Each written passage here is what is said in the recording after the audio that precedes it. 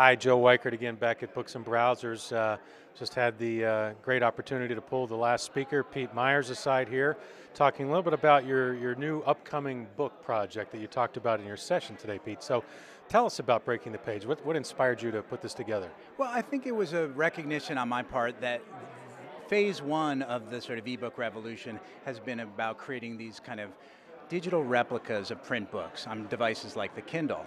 But the content experiences clearly can do different things when we talk about devices like the iPad, the iPhone, Android phones, and even books in the web. And I wanted to come in and take a look at and provide some kind of design guidance about how to change the content and how to change the reading experience for authors who are looking to work with communication tools other than words. So that was what my book is all about, which is taking a survey of best practices out there, stepping back and looking at some lessons that we know from hundreds of years of reading and teaching and saying, what's the stuff that makes sense to put into these new kinds of books, and where does it make sense to resist the temptation to add everything in and turn each of these books into sort of a kitchen sink experiment where we're just putting in video because we can and we're adding web links because we can.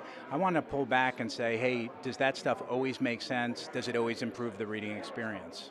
Okay, terrific. And you know, one of the things I love about my job is I get the advanced look at some of the stuff like what you're writing. And I told you earlier today, I had a chance to read through a couple of the chapters that you wrote, and I really felt they're very inspiring and that the entire TOC audience certainly ought to be reading this stuff.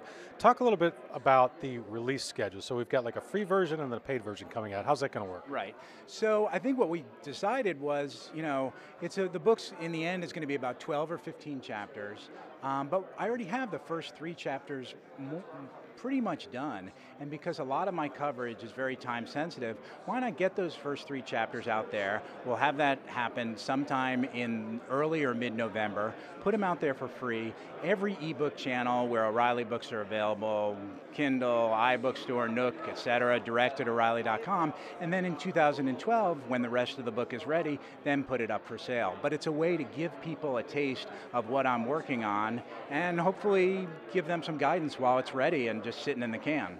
Right. So, throughout the day today, and you showed some of this too, we've talked about some really exciting and just super rich content products out there. And the Al Gore product from Push Pop Press was one of the ones that was cited earlier today. My comment there is that those things cost so much to build, and that it's such a crazy investment, and it doesn't scale very well. So what I'm wondering is the kinds of things you're going to talk about in Breaking the Page. How scalable are they, and how easily implemented will they be for all publishers? Well, I think I'm certainly aware of publishers' needs to work at scale and to produce books at scale.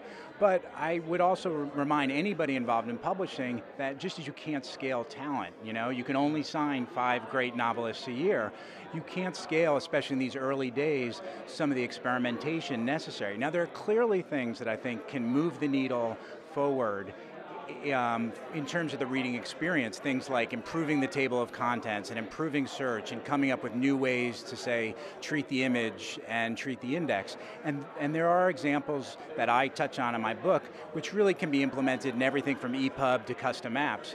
But I also think we're at the point right now where there is a lot of experimentation that does take up time and money, and it's probably disingenuous to say that everything that I'm going to be looking at or other people will experiment with is going to be scalable. I think we're in a kind of experimentation phase right now of trying to decide what's the stuff that readers need and what's the stuff that they're willing to pay extra for. Yeah, good point. And again, I just want to encourage everybody when this first part comes out, and since it's free, to definitely pick it up. It'll be on O'Reilly.com. And keep an eye out then early next year for the final product. Pete Meyers, thanks again for taking the time to talk to us. Thanks, Joe.